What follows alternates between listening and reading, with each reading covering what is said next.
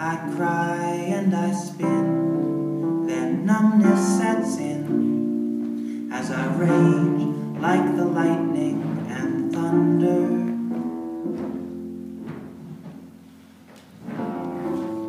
Hope, trust, sanctity withers and dies. I deaden inside. It tears my soul apart and sours my mind. I deaden inside.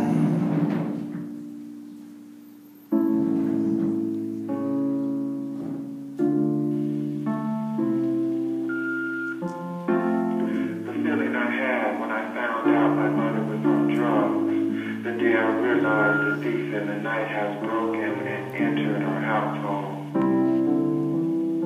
Hope, trust, sacredness, my pilot light dimmed. There was nothing I can do but stew in despair, expressing my feelings in outbursts of defying pain was dwarfed by the feelings the drug possessed.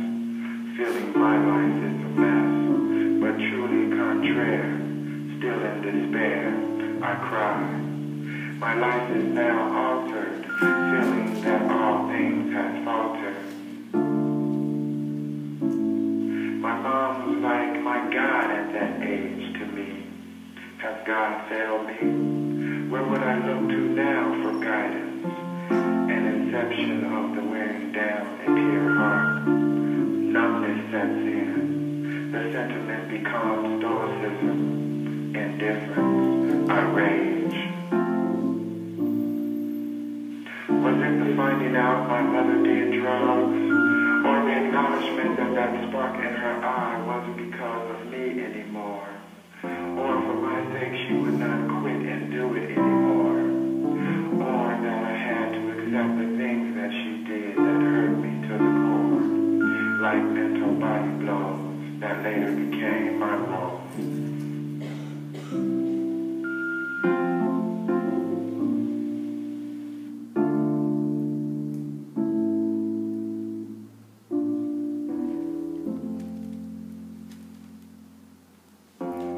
Body blows, body sees a shockwave of being, and I'm watching.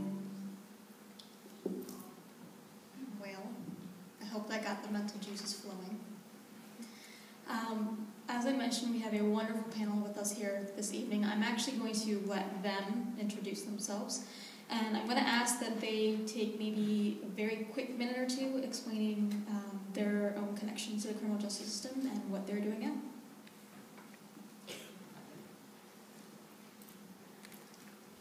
Good evening.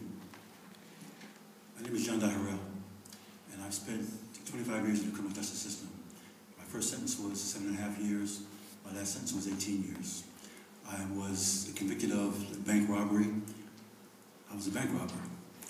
And my last sentence was a 20-year sentence, which I did 18 years straight. I came home in September of 2009. I was able to earn my associate's degree while I was inside.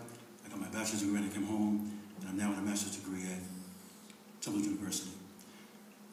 I run a small organization called the Center for Returning Citizens. And what we do is we try to help persons who are transitioning from prison to freedom. When I came home, even though I had really prepared for my transition, I had spent years preparing for it, it was very, very difficult. There were many obstacles in my path. And it was so difficult that myself and several associates came together and we formed a nonprofit to help others to smooth their transition. During the course of my struggles, I've been involved with many other organizations, and I've joined Incarcerate PA, and our goal is to ultimately abolish prisons. Matt Pillischer, who wrote and directed the film, is an associate of ours, a wonderful person, and he asked us to come and represent him in the film this evening. Hi, my name is Thomas Dichter. Like Jondhi, I'm also a member of Decarcerate PA, and I'm also a graduate student at the University of Pennsylvania. And I guess just to say a quick word about Decarcerate PA and our vision, there's 3 key demands that we're putting forward in our vision for Pennsylvania. The first is an end to prison construction. Here in Pennsylvania, we're still building prisons, even though across the board, many people are starting to recognize how out of control the system has gotten.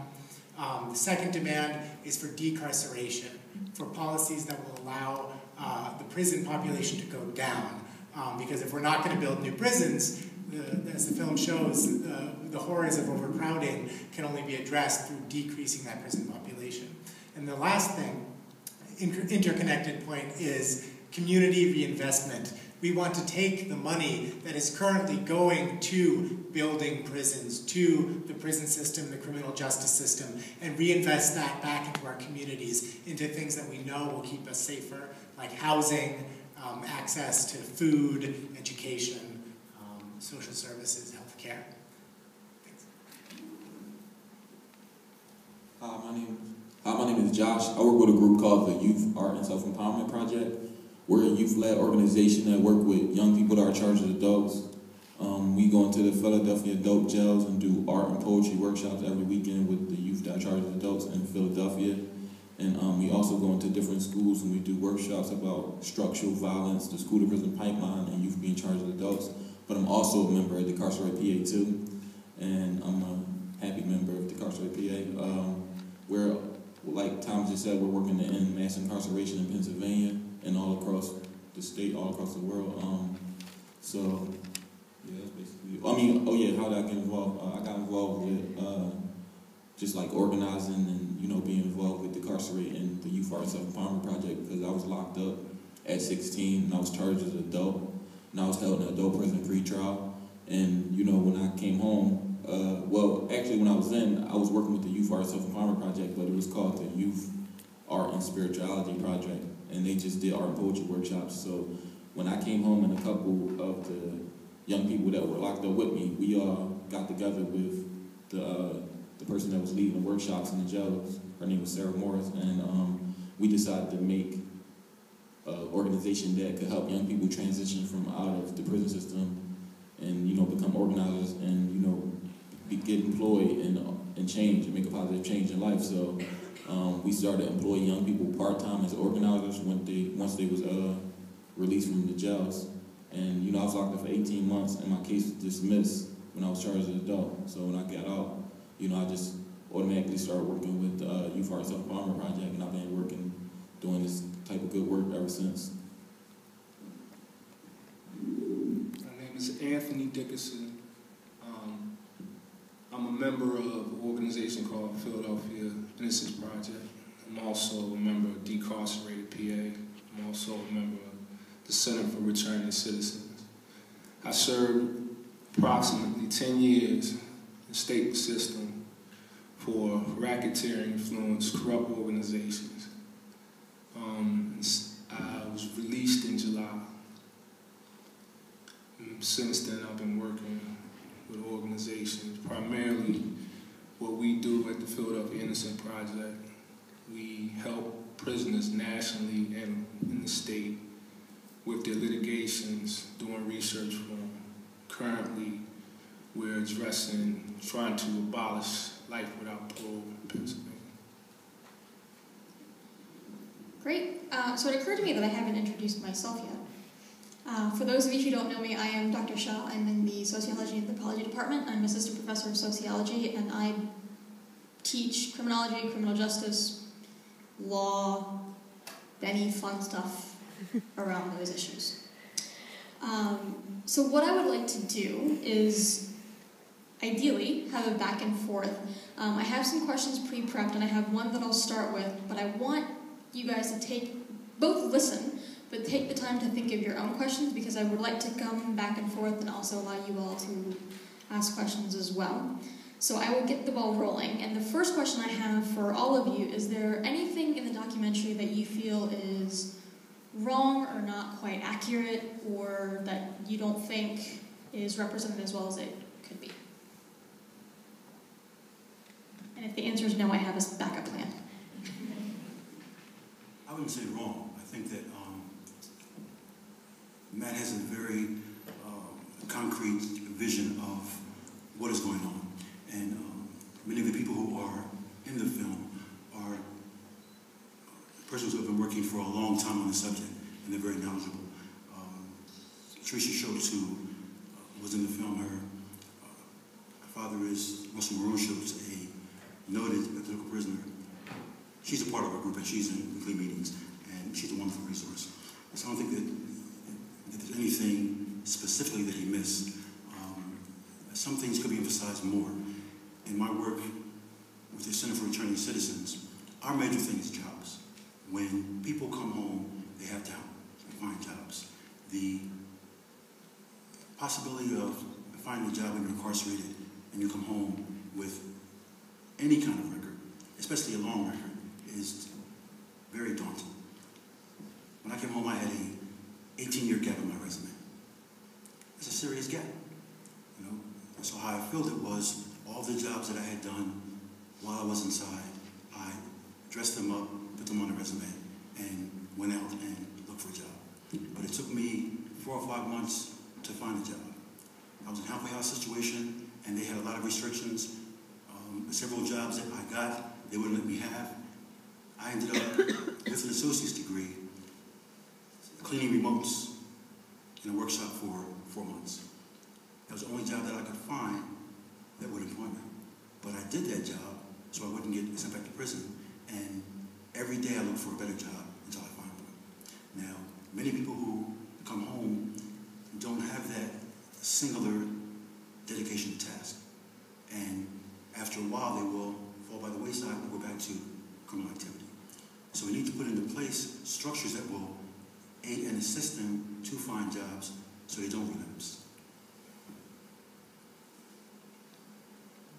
I mean, in the film, I think everything was on point, and he addressed pretty much the whole system, how it really is. I think if you would have made it any longer, I don't know, I think it was good. I think it was perfect.